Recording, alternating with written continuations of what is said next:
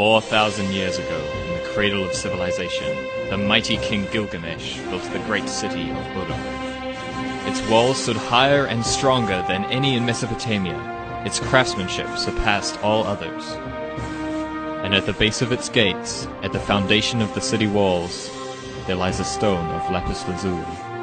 It is here that the story of Gilgamesh is carved. Gilgamesh, 1/3 human and 2/3 god, the strongest superhuman that ever existed. It was he who in his glory built the great walls of Uruk to keep his people safe from outside forces, but not from himself. He oppresses his people, and so they cry out to the sky god Anu. In response, Anu creates the wild man, Enkidu, to plague Gilgamesh's city. The wild man begins to attack the shepherds, killing their livestock and depriving them of food. Complaints are brought before Gilgamesh, and the great king sends Shamhat, a temple harlot, to seduce Enkidu. In his wisdom, Gilgamesh knows that bodily contact between the two will tame the wild man, and he will lose his savagery. Upon their return to Uruk, Shamhat and Enkidu find Gilgamesh attending a wedding. He demands that as king it is his right to be first to sleep with the bride. Enkidu is outraged and challenges Gilgamesh to a test of strength. Should Gilgamesh be unable to pass Enkidu and enter the temple, then he must give up his right.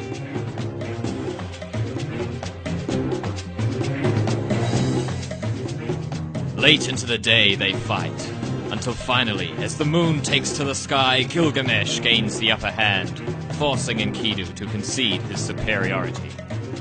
The wise king, however, honors Enkidu's wishes, and they return to his palace as friends.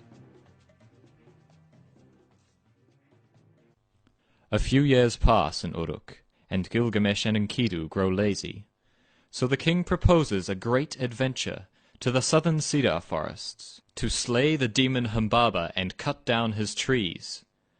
Enkidu protests at first, but eventually gives in. The journey through the deserts are harsh, but the warriors travel on. Each night, Gilgamesh dreams terrible dreams.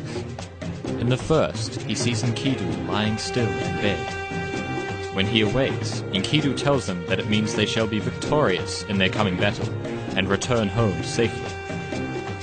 In the second, he sees a giant man whose flesh is made of stone, his huge fist wrapped around Gilgamesh's waist. Again, Enkidu claims it is a good omen, and that Gilgamesh's legacy will be lifted to the heavens. Into the glorious cedar forest they stride, and before their strong axes the trees begin to fall. The ferocious Humbaba, half demon, half ogre, hears the crashing and falls upon the king.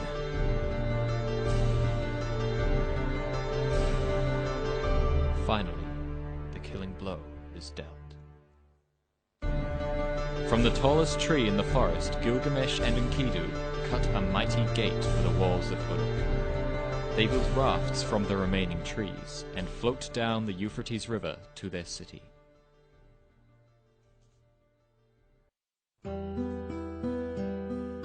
Upon their return to Uruk, however, Enkidu falls ill. This time it is the wild man who is plagued by frightening dreams.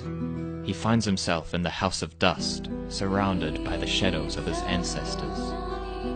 The spirit of Humbaba appears and curses Enkidu.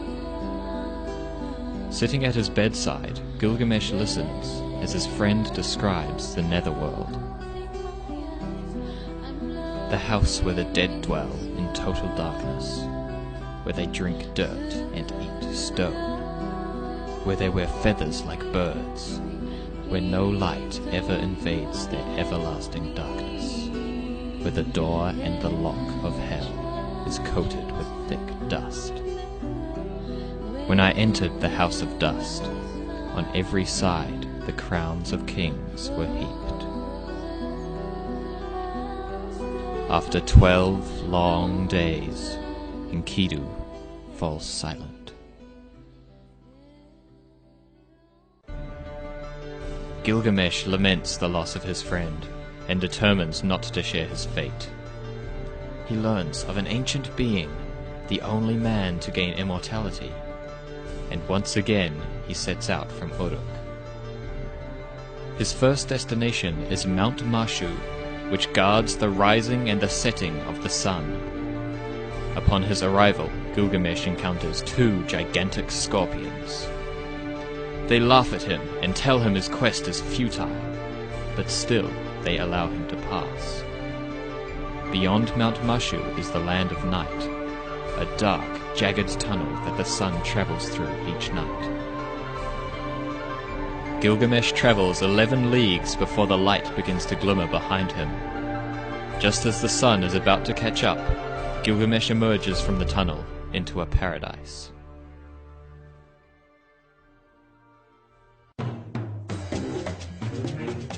From atop a hill overlooking the waters of death, Gilgamesh sees the boat that will carry him to his final destination. But blocking his path are two huge stone creatures sleeping on the shore.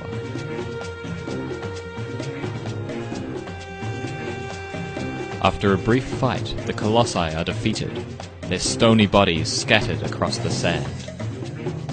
The king notices an old man bent over a tall walking stick, his figure draped in black.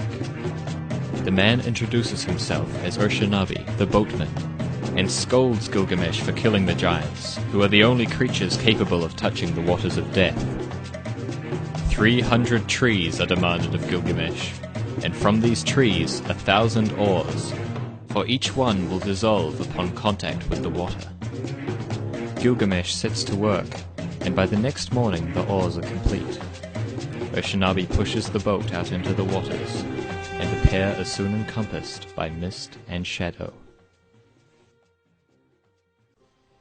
The voyage is long, and the king asks Urshanabi about the Ancient One. He is told of the time before the Great Flood, and of the gods' secret council, where they resolved to destroy the world in a great storm. He is told of the god Ea, who warned the Ancient One, and told him to gather all living things in a boat. He is told of the storm, and how when the black clouds arrived, even the gods were frightened. As the boatman's story comes to an end, the bottom of the boat hits soft sand. The mist parts to reveal an island, deserted apart from a small cottage. At the door waits the Ancient One. In exchange for eternal life, the Ancient One challenges Gilgamesh to stay awake for 6 days and 7 nights. But as soon as he finishes speaking, Gilgamesh falls to the ground in a deep sleep. The Ancient One goes inside and asks his wife to bake a loaf of bread for each day the king sleeps. Time passes, and when Gilgamesh awakes, he denies sleeping. The Ancient One shows him the loaves of bread laid out before him, each in its own state of decay. Gilgamesh is distraught, his opportunity for immortality lost. He begs the Ancient One for another chance. He tells the king of a plant, hidden at the bottom of the ocean, that will restore Gilgamesh's youth. Back the king travels, across the waters of death, through paradise and the land of night. He ties stones to his feet, and marches down into the depths of the ocean. He emerges hours later with the plant, and collapses on the shore. While he sleeps, a snake moves down from the dunes, and eats the plant. Its skin is shed, and its body revitalized. When Gilgamesh awakes, he sees the snake reborn, and knows his hope is lost.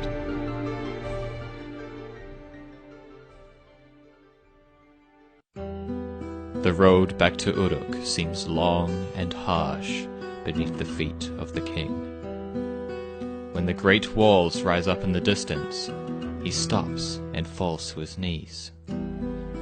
He raises his arms and praises the walls of Uruk, his finest achievement. For it is not man's fate to live forever, but for his creations to carry his name into generations to come. 4,000 years ago, in the cradle of civilization, the mighty King Gilgamesh built the great city of Uruk. Its walls stood higher and stronger than any in Mesopotamia. Its craftsmanship surpassed all others, and at the base of its gates, at the foundation of the city walls, there lies a stone of lapis lazuli. It is here that the story of Gilgamesh is carved.